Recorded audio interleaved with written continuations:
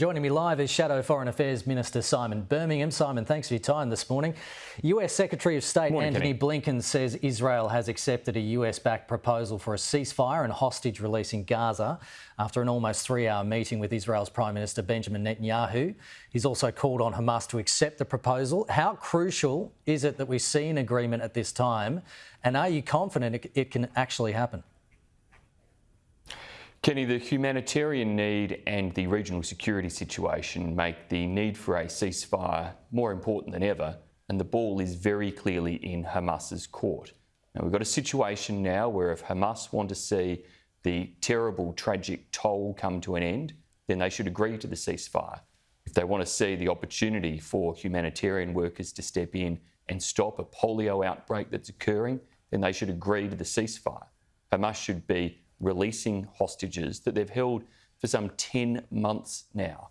And of course, the tragedy of this situation is obviously the huge humanitarian toll, the terrible, tragic loss of life that has occurred, but also the fact that even in this ceasefire, Hamas is only being offered or being asked to agree to terms that would see some hostages released and some progress made, when in reality, Hamas should be having an unconditional release of hostages and surrendering of its terrorist infrastructure and capabilities, and then, of course, achieving a ceasefire that could be enduring in the Palestinian territories and particularly enduring in Gaza to enable a rebuild there. But look, the ball is in their court, and the US and other partners have clearly done good work. Israel has agreed, and we will now see whether the terrorists want to keep fighting, keep exposing Palestinians in Gaza to more bloodshed and more suffering because they think that advances their international standing and cause,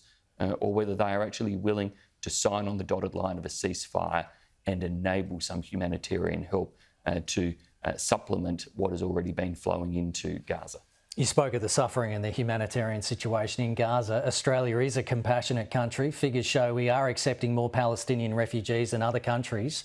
Considering the dire situation you've been talking about, many would see that as a good thing.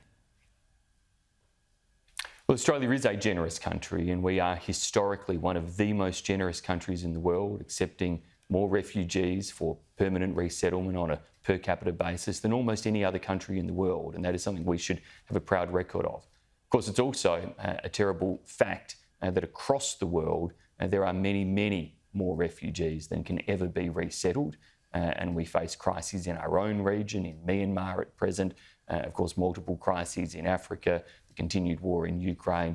There are sadly no shortage of refugees who would love the opportunity to come to Australia. And that's why we need to make sure for our own social cohesion, well-being and security that every possible security check is applied so that we have confidence that those who come to Australia are not only the most needy, but also the people who will contribute to our country and pose no security threat or risk to the social cohesion of our nation.